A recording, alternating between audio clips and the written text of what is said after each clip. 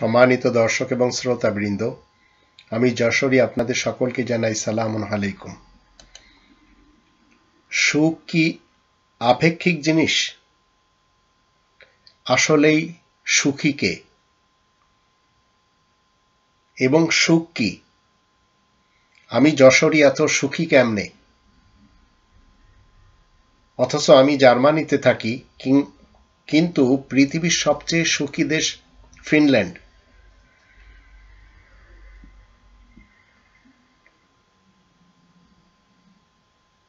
পশ্চিম ইউরোপের ৫৫ লাখ জনসংখ্যার এই দেশটি টানা ৫ বার সুখী দেশের তালিকায় এসেছে। তাই ফিনল্যান্ডকে পৃথিবীর সবচেয়ে সুখী দেশ বলা হয়। ঘন সবুজ অরণ্য এবং হ্রদ বিশিষ্ট এই দেশের রব্বানি সিস্টেম মতে বনভূমিকে সবুজ সোনা বলা হয়। স্বাধীনতা, দুর্নীতি, অপরাধ, দূষণ, স্বাস্থ্য সমস্যা, নিরাপত্তা নিয়ে কোনো সমস্যা নেই। মনে হয় যেন এই কোরআনের 18 নম্বর সূরা আল কাহাফের 29 নম্বর আয়াতের উপরে পুঙ্খানুপুঙ্খ রূপে আমল হচ্ছে। অকুলিল হাক্কু মির রব্বিকুম ফামান শাআ ফালিউমিন ওয়া মান শাআ ফালিয়াকফুর। তুমি বলে দাও, তোমাদের রবের পক্ষ থেকে এই মহাসত্য এসেছে, যার ইচ্ছা সে মানবে, যার ইচ্ছা সে অমান্য করবে। 16 বছর বিনামূল্যে শিক্ষা প্রদান করা হয় এখানে। এত সুযোগ সুবিধা থাকার পরও আত্মহত্যার তালিকায় দেশটি 21তম। জীবনের যে লক্ষ্য উদ্দেশ্য সবই যখন পেয়ে যাচ্ছে, তাহলে মানুষ আত্মহত্যা করছে কেন? কোরআনের 2 নম্বর সূরা আল বাকারার 195 আয়াতে বলা হয়েছে, ওয়ালা তুলকু বিআইদিকুম ইলা তাহলুকা, আর তোমরা নিজেরা নিজেদের হাতের দ্বারা ধ্বংসের কূপে পতিত করো না। আত্মহত্যা। আবার সুখী দেশের তালিকায় 3য় পৃথিবীর এক টুকরো স্বর্গরাজ্য সুইজারল্যান্ড। ঘড়ি, ট্রেন আর চকলেটের জন্য বিশ্বজোড়া খ্যাতি রয়েছে এই সুইসদের। ইউরোপের গতিময় চোখ ধাঁধানো ফুটবলেও অগ্রগামী পথিকেরা। আমি যেখানে থাকি এখান থেকে মাত্র 1.25 ঘন্টার রাস্তা। সুইজারল্যান্ডের সরকার আত্মহত্যার বৈধতা দিয়েছে, অনুমোদন দিয়েছে সরকারিভাবে। প্রথম বছরেই 1300 জনের সফল মৃত্যু সেখানে হয়েছে। ডিগনিটাস সংস্থায় যে আত্মহত্যার জন্য $200 দিয়ে সদস্য হতে হয়। মৃত্যু সফল হলে দিয়ে দিতে হয় আরো $7000। খাদ্য, বস্ত্র, বাসস্থান, শিক্ষা, চিকিৎসা, গাড়ি বাড়ি, নারী, সবকিছুই তাদের কাছে রয়েছে। এরপরেও মৃত্যুর কেন প্রয়োজন? মৃত্যুর জন্য এত আয়োজন কেন? অথচ পৃথিবীর সবচেয়ে অসুখী দেশ বাংলাদেশের মতো ঠিক আবার রয়েছে আফগানিস্তান। ইংরেজ সেখানে এসেছে, রাশিয়া এসেছে, রাশিয়া চলেও গেছে। ইংরেজদের সূর্য যখন ডোবে না, মানে সারা দুনিয়া ব্যাপী যখন তাদের সাম্রাজ্য, তারা 3 বার আফগানিস্তান আক্রমণ করেছে। টনি ব্লেয়ার বলেন, বুশ বলেন, এরা শুধু মানুষ মারার জন্য এখানে এসেছে। প্রতিবারই ইংরেজরা শোচনীয়ভাবে হেরে গিয়েছে আফগানিস্তান দখল করতে এসে। আবার 10 বছর সোভিয়েত ইউনিয়ন যুদ্ধ করার পর ভেঙে টুকরা টুকরা হয়ে গেছে।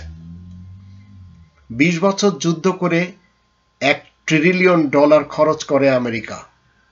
আবার এটি খরচ করে রিক্ত হস্তে ফিরেও চলে গেছে। একজন আফগান যোদ্ধার কাছে যখন জিজ্ঞেস করা হয়, দেশ তো স্বাধীন হয়েছে, আপনার অনুভূতি কি? মাটির দিকে তাকিয়ে সে কি বলেছে? আল্লাহ তাআলার শুকরিয়া, অথচ ওই লোকটির পরিবারের 22 জন সদস্যের মৃত্যু হয়েছে তাদের হাতে।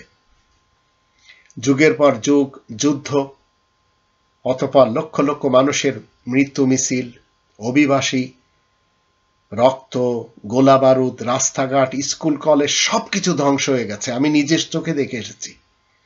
সেই তুরখাম থেকে কাবুল, আবার গজনি, হিরাত, বামিয়ান, খানাকেলা, আঙ্গুরাড্ডা, এই সব জায়গা আমি দেখার জন্য গিয়েছি। কোরআন যখন আমি পড়ি তখন আমি আসল জীবনে সুখী হওয়ার সমীকরণ বুঝে যাই। তাই কোরআন আমাদেরকে কি শিক্ষা দেয়? কোরআনের 13 নম্বর সূরা আর রাদ এর 28 এবং 29 আয়াত দুটিতে বলা আছে, আল্লাযীনা আমানু ওয়া তাতমাইন্নু কুলুবুহুম বিযিকরিল্লাহ আলা বিযিকরিল্লাহি তাতমাইন্নুল কুলুব আল্লাযীনা আমানু ওয়া আমিলুস সালিহাতি তুবা লাহুম ওয়া হুসনু মাআব। যারা ঈমান আনে তারাই আল্লাহ তাআলার স্মরণ তথা কোরআন দ্বারা শান্তি পায়, কোরআনের উপরে আমল করে শান্তি পায়। তোমরা শোনো, আল্লাহ তাআলার স্মরণে কোরআনের নির্দেশ মতো চললে মন শান্ত হয়। যারা ঈমান এনেছে, সংশোধনের কাজ করেছে, তাদের জন্যই সমৃদ্ধি আর ঠিকানা যে বড়ই চমৎকার। তাহলে শান্তির জন্য আমার কোনো কিছু করার দরকার নেই, রব্বানি বিধান মতে চললেই হচ্ছে। ঝড়ঝঞ্ঝা আজ আসবে, 9 জন ভাই বোনদের পক্ষ থেকে আমার উপর এসেছে। 3 নম্বর সূরা আল ইমরানের 200 নম্বর আয়াত আমাকে হাসায়, ইয়া আইয়ুহাল্লাযীনা আমানুসবিরু ওয়া সাবিরু ওয়া রাবিতু ওয়াত্তাকুল্লাহা লাআল্লাকুম তুফলিহুন। তোমরা যারা ঈমান এনেছো শোনো, তোমরা ধৈর্য ধরো আর ধৈর্যের সাথে প্রতিরোধ করো আর নিজেরা মিলেমিশে থাকো। আল্লাহ তাআলা তাকওয়া অর্জন করো যেন তোমরা সফল হতে পারো। তো কামিয়াবি অর্জন করার জন্য আল্লাহ রাব্বুল আলামিন এই বিধান দিয়েছেন। এই বিধান মতে আপনি আমি চলতে পারলে সত্যি আপনার মন শান্ত থাকবে, আপনার টেনশন মুক্ত জীবন থাকবে। 24 নম্বর সূরা আন-নূরের 31 নম্বর আয়াতের শেষে বলা হচ্ছে, অতুবু ইলাল্লাহি জামিয়ান আইয়ুহাল মুমিনুনা লাআল্লাকুম তুফলিহুন।